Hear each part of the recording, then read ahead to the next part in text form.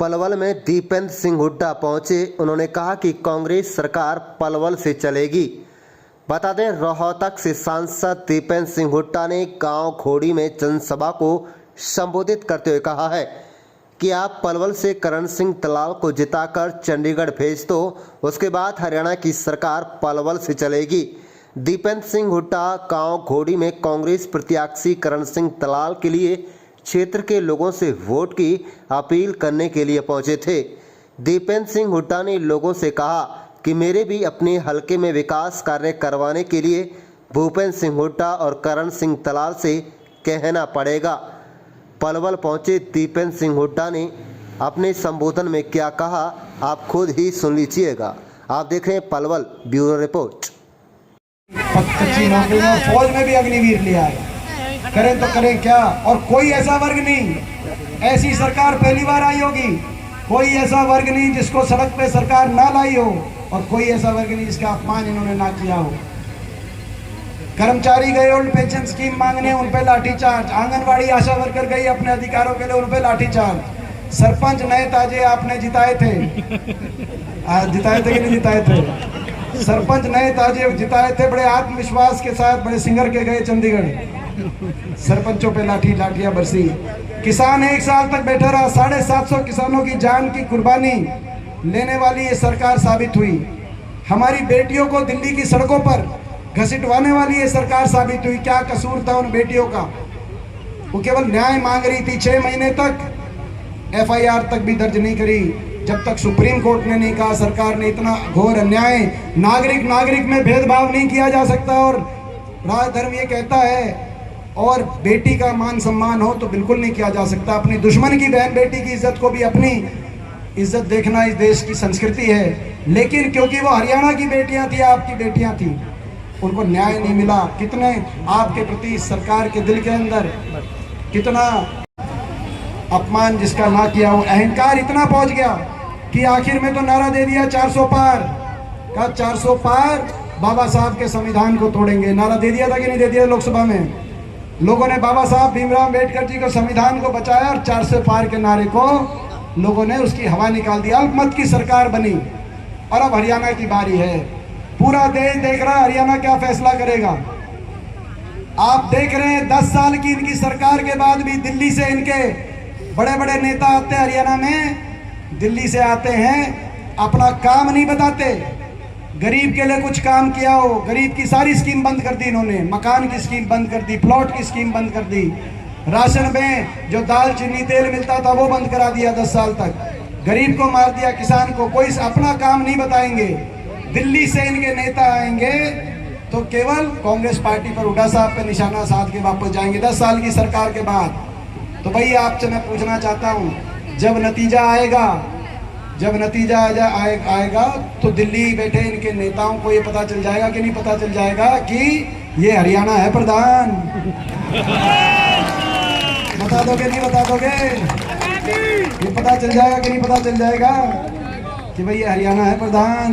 ठीक बात है ना। यहाँ लोग अपमान, ये छत्तीस बिरादरी का हमारा प्यार प्रेम, एक दूसरे का मान। बड़े बुजुर्गों को देश में सबसे ज्यादा 6000 बुढ़ापा पेंशन देने का काम कांग्रेस पार्टी करे। हमारी माताओं और बहनों को 2000 रुपए रसोई पेंशन, माताओं और बहनों को जो 60 साल से कम की उम्र की माता बहन है, उनके लिए 2000 रसोई पेंशन बनवाने का काम सबसे पहले करेंगे। भाई ने सबसे पहले ताली बजाई माताओं बहनों की पेंशन पे। भाई घर जाके लड़ना नहीं है भाभी से, वो उनके खाते में जाएगी। मैंने देखा भाई सबसे ज्यादा खुश भाई हुआ। तो भाई और कर्मचारियों को ओल्ड पेंशन स्कीम, किसान को MSP गारंटी, और गरीब की सारी स्कीम दोबारा SC समाज और OBC समाज के हमारे परिवारों के लिए, और छत्तीस बिरादरी के BPL परिवारों के लिए दोबारा से 100 गज के प्लॉट की स्कीम, और जरूरतमंद को इंदिरा आवास योजना में 3.5 लाख तक की आर्थिक मदद से मकान दिलवाने का काम कांग्रेस पार्टी करेगी। तर्ज पर हरियाणा में भी अगर हारी बीमारी हो जाए किसको, तो हारी बीमारी में कोई इलाज का ज्यादा खर्चा हो जाए तो ऐसे परिवार को बहुत मुश्किल आ जाती है, दुख का पहाड़ टूट पड़ता है। तो ऐसे परिवार के लिए 25 लाख तक का सरकारी मदद से खर्च इलाज के ऊपर चिरंजीवी योजना जो राजस्थान में कांग्रेस पार्टी सरकार ने किया, और दिल्ली और हिमाचल प्रदेश की सरकार के तर्ज पर महंगाई की कमर लगाते हुए 300 यूनिट तक बिजली में राहत और 500 रुपये गैस सिलेंडर दिलवाना काम कांग्रेस पार्टी करेगी। और 2 लाख जो सारे सरकारी पद जो समाप्त कर दिए खाली पड़े हैं, 2 लाख पदों पर समयबद्ध और मेरिट पर हमारे अपने नौजवानों को ज्वाइनिंग पे ज्वाइनिंग, तारीख पे तारीख नहीं, ज्वाइनिंग पे ज्वाइनिंग, और 36 बिरादरी को एक साथ लेकर आगे हरियाणा खुशहाली की तरफ बढ़े। 36 बिरादरी, हर धर्म हर वर्ग एक साथ चले। बीजेपी वाले समाज को तोड़ के राजनीति करते हैं, कांग्रेस जोड़ के राजनीति करती है। तोड़ेंगे और हम जोड़ेंगे। देखो अपने आप बोले, हमने तो कहा नहीं बोले, ये अंदर से आवाज आई। आप बता दो उस पर, आप भी आ जाना, हम भी आ जाएंगे, वहीं फैसला हो जाएगा। और नहीं बनवाया है तो सुनो, 8 अक्टूबर को नतीजा आ रहा है, कांग्रेस के पक्ष में नतीजा आ रहा है। और सारे जो चंडीगढ़ अधिकारी बैठे हैं उनसे हम सारे अधिकारियों से कहना चाहते हैं, जो चंडीगढ़ अधिकारी बैठे हैं, कि भाई जो मेट्रो की फाइल है, मेट्रो की फाइल को तैयार करके 8 और 9 तारीख को आ जाएंगे। भाई दीपेंद्र हुड्डा चंडीगढ़ के अधिकारियों से जो बैठे हैं, जो 8 अक्टूबर के नतीजे के बाद रात को पलवल तक मेट्रो, रोहतक तक मेट्रो पहुंचाने की फाइल लेके सबसे पहले आएगा, उस अधिकारी का हम ख्याल रखेंगे। ठीक बात है ना? ये सरकार आपकी बन रही है विकास को आगे लेके जाने का। और बीजेपी ने कितना नुकसान किया, काम तो किया नहीं लेकिन काम खराब कर दिया हरियाणा का। हर आदमी को उलझा दिया, आम आदमी को उलझा दिया पोर्टल में, फैमिली आईडी में, प्रॉपर्टी आईडी में, नौजवानों को उलझा दिया कच्ची नौकरियों में, सीटी में। पक्की नौकरी बीजेपी खा गई कि नहीं खा गई? पक्की नौकरी कोई लिस्ट नहीं लगी, केवल तारीख पे तारीख मिली। जो सनी देओल का डायलॉग था दामिनी पिक्चर का, थारा डायलॉग, तारीख पे तारीख। नौजवानों को केवल तारीख पे तारीख मिली। भर्ती घोटाले, एचपीएससी के दफ्तर में 1.5 करोड़ की बरामदगी, कोई एक लिस्ट नहीं आई। जो छोटी मोटी क्लास 1-2 की आई एचसीएस, उनमें भी हरियाणा से ज्यादा, हरियाणा के बाहर के बच्चों का नंबर लगा, ऐसी लिस्ट आई। कोई नौकरी मिली नहीं। हरियाणा में कौशल निगम ले आए, हरियाणा के 2 लाख सरकारी पद या तो समाप्त कर दिए, या 1.5 लाख पदों पे बिना रिजर्वेशन, बिना पेंशन कच्ची भर्ती कर दी। 1.5 लाख पदों, बाबा साहब भीमराव अंबेडकर जी के संविधान की हत्यारी ये सरकार साबित हुई। सरकारी नौकरियों को खा गई ये सरकार, और कच्ची भर्ती बिना रिजर्वेशन के बच्चों को लगाने वाली ये सरकार ये साबित हुई हरियाणा के अंदर। नहीं, बिल्कुल नहीं। एक बार पहले भी गलती करी है आपने, अब की बार नहीं। 2009 में मुझे याद है। अब के तो नहीं करोगे गलती भाई, ये मौका है इलाके को आगे लेके जाने का। हमारे बहुत ही आदरणीय करण सिंह दलाल जी, हमारे आदरणीय कर्नल सोनाराम जी, जो ये बता रहे थे कि मैं 4 बार सांसद रहा, 3 बार मैं हुड्डा साहब के सांसद था, ये बताना भूल गए कि 1 बार मेरे साथ सांसद। तो अपने भतीजे को भूल गए। तो अपना हमारे आदरणीय चौधरी विजेंद्र सिंह जी, वो भी हमारे साथ सांसद रहे।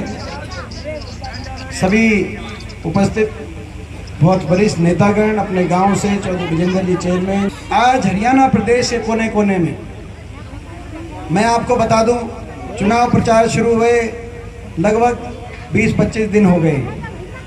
सबसे पहले मैं अंबाला गया चुनाव में, अंबाला से पूछा क्या होगा। जिस अंबाला से 3 महीने पहले बड़े बहुमत से वरुण मुलाना जी कांग्रेस से जीत के संसद में पहुंचे थे लोकसभा में, तो अंबाला की ये रिपोर्ट आई कि अंबाला की 9 की 9 सीट कांग्रेस की झोली में जा रही है। फिर हम आए सोनीपत, जहां हमारे पंडित जी महाराज सतपाल ब्रह्मचारी जी बड़े बहुमत से जीत के कांग्रेस पार्टी से लोकसभा में पहुंचे थे 3 महीने पहले। वहाँ पूछा, विनेश फोगाट बहन के नामांकन पे मैं गया था, हमारी बहन खिलाड़ी विनेश फोगाट, उसके नामांकन पे आपने देखा होगा। वहाँ ये पूछा क्या हो रहा है, तो बोला सोनीपत की भी 9 की 9 सीट कांग्रेस पार्टी की झोली में जा रही है। हिसार में पूछा, जहाँ जयप्रकाश जी जीते कांग्रेस पार्टी से 3 महीने पहले, वहाँ भी हिसार की भी 9 की 9 सीट कांग्रेस पार्टी। और ये बता रहा हूँ मैं एक और बात, आदमपुर भी कांग्रेस पार्टी जीत रही है, आप देखना नतीजा जब आएगा। सिरसा गए, जहाँ बहन शैलजा जी अभी 3 लाख मतों से, बड़े मतों से जीती थी 3 महीने पहले। सिरसा में पूछा, सिरसा में क्या हो रहा है, सिरसा की भी 9 की 9 सीट। और जरा चेक करना, एलनाबाद में भी कांग्रेस पार्टी जीत रही है, सिरसा की भी सारी सीट। और भाई रोहतक की तो मैं क्या बताऊँ, रोहतक की तो रिपोर्ट, भाई आप रिश्तेदार हो, ज़्यादा रखते हो रिपोर्ट, तो सारी।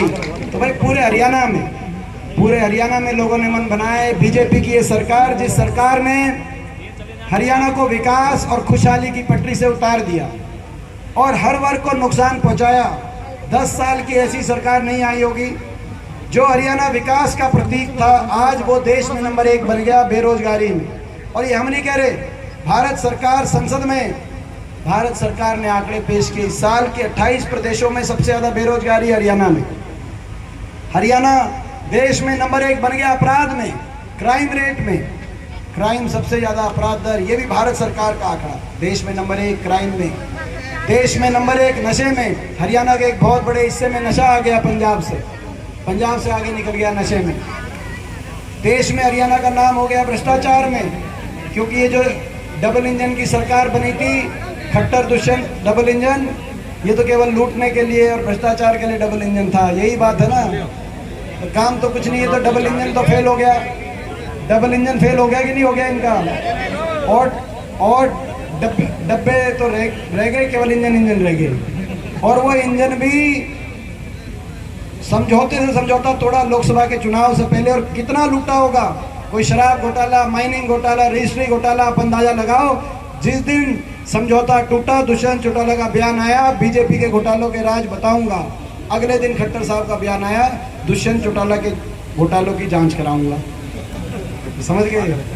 तो अब बताओ, 5 साल लूट के अब एक दूसरे को बता रहे हैं वो तो डबल इंजन हो गया फेल। पलवल को पूरे हरियाणा में सबसे आगे लेके जाने के लिए आप हुड्डा साहब का और दलाल साहब का डबल इंजन पहुंचा दो। चंडीगढ़ में आज मैं इनके लेके ले आया हूं। करण सिंह दलाल वो तो डबल इंजन फेल हो गया, आप अपना डबल इंजन पहुंचाओ ताकि पलवल आगे जाए। विकास के मामले में आपको याद होगा, जब कांग्रेस पार्टी की सरकार थी, चौधरी पंडित सिंह हुड्डा जी के नेतृत्व में दलाल साहब ने पलवल के विकास को नया नक्शा दिया था। नया जिला बना पलवल, सेक्रेटरीट आया, विकास आगे बढ़ा। ये 4 लेन सड़क, मथुरा रोड, सारी उस समय की देन है। लेकिन तब से लेकर आज तक विकास की पटरी से उतर गया। फरीदाबाद भी, हरियाणा भी, आखिरी मेट्रो का खंबा जहां बल्लभगढ़ में हमने जहां पे छोड़ के गए थे, एक खंबा इसी से तोड़ हो जाता है। कर्नल साहब आप अंदाजा लगाओ, हुड्डा सरकार में 81 किलोमीटर मेट्रो, 4 शहर मेट्रो से जोड़े गए। फरीदाबाद, बल्लभगढ़, गुड़गांव और बहादुरगढ़ 81 किलोमीटर मेट्रो बने हरियाणा में। 10 साल में मेट्रो नोएडा से ग्रेटर नोएडा पहुंच गई कि नहीं पहुंच गई? नोएडा से ग्रेटर नोएडा। 10 साल में खट्टर साहब बीजेपी सरकार ने और यहाँ से जिनको आप बड़ी जीत, बड़े आशीर्वाद से आप चंडीगढ़ भेजेंगे, और जो है जितनी बड़ी आशीर्वाद से आप भेजेंगे, मैं समझता हूँ उससे बड़ी जिम्मेदारी इस इलाके के लिए उनके हाथ में आएगी।